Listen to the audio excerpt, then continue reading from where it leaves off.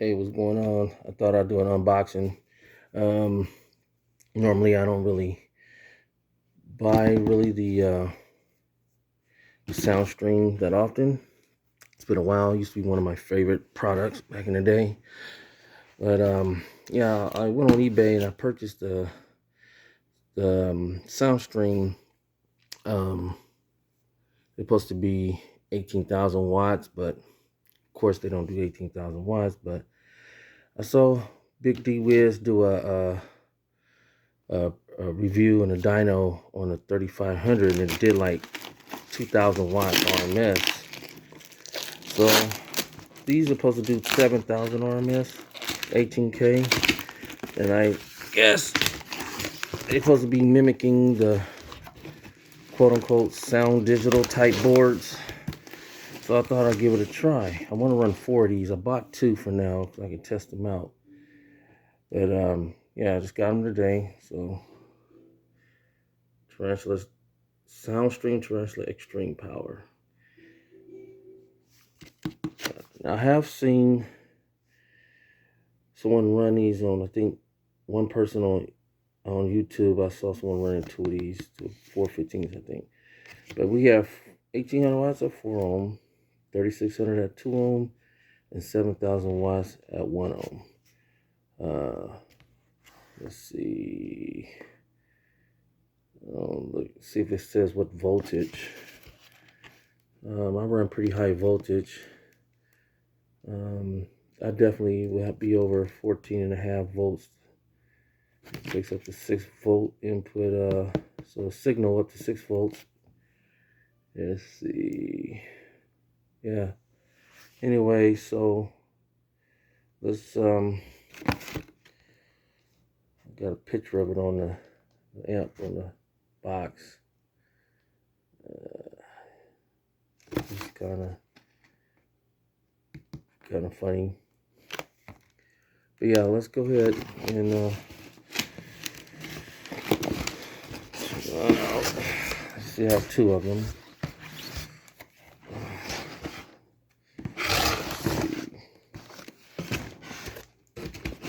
I'm doing this with one hand. Okay. Alright, looks like warranty paper, probably. Yeah. And then we have obviously manual in a different series that this amp comes in. 2-channel and a 4-channel. And like the rest of these are single channel.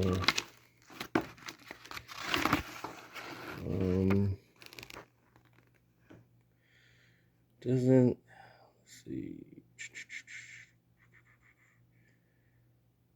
It doesn't really. I'm looking for. I'll come back to that. Small footprint, as you see in most of your Brazilian amps, similar to like Terry amp Sound Digital. So they're kind of small side. Let's see.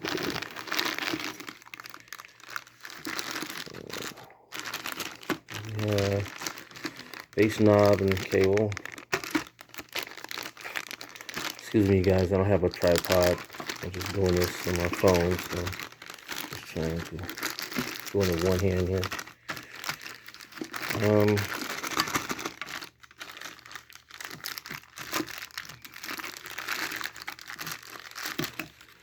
So,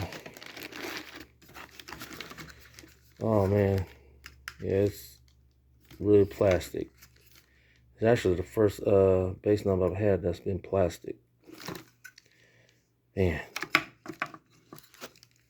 amp cost me about close to 300 bucks. I bought 2, so I got like a deal of like 280 or 290 or something like that for 2. So screws, hardware, mounting, like mounting brackets, mounting, yep. Keep it from sliding, moving. That's pretty cool. Allen keys and screws. So basic, pretty much the basic stuff. All right, packaged pretty good, for what it's worth, I guess. Alright, so, well, at least I prefer to have dual. For this kind of power, should have at least dual power and ground inputs. But it is, I can tell that's definitely aught gauge, or 0 gauge, 1/0, however you want to call it. So let's take it out, plastic. Let's put it in the Pioneer box.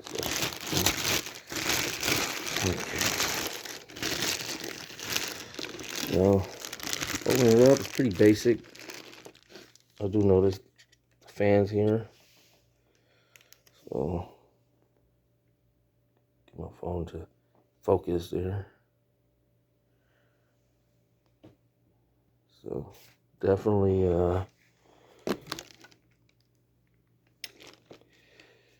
assume that's 8 gauge remote in. Basically, it's pretty basic. It does have a nice little heat. The heat sink is nice, like aluminum, like solid aluminum, and plexi plastic or plexi glass top. Looks like it has a protective. It has like a little piece of plastic protecting coating on it. Yeah. So that's what it looks like. Not too bad. Here on the other side. Ooh.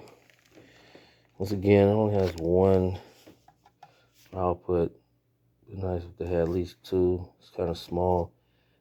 I hope real 8 gauge would definitely fit in there. 1 ohm. Probably shouldn't go below 1 ohm. Brazilian amps, unless it's stated, it can different models that have half ohm, but I wouldn't recommend going below 1 ohm. It does have clip protect, clip, and power. Of course, you got your input for your remote base cable, RJ standard RJ11 style. So we have 35 to 70 hertz is your frequency, and your boot, and you got the bass boost, and it has a frequency, separate frequency. I don't really use bass boost, so probably don't really recommend using that unless you got a real low input signal from your head unit. That's pretty much that'll come in useful, I guess, in that case. Your main gain control is plastic too, and then your regular crossover. So I think that since it's full bridge, you can run mids and highs, obviously, and input and output. I'm sure that you can put probably both you RCAs in there, right and left. Should probably make a difference, but yeah. So it's so basic. But anyway, hopefully I'll hook it up. It doesn't, I don't know how efficient it is, how long, like I said, it wasn't that expensive, so yeah. So I'm gonna go definitely hook it up and see what it do. Try to clamp it and see how much power I can get out of it. If at least for 300 bucks, if I can at least get 4,000, 5,000, I'll be happy. Even 4,000, 3,500, 300 bucks is $291 is not bad for 4,000 watts. So, all right, well, thank you for watching. I'll let you know the results shortly. Thank you. Peace.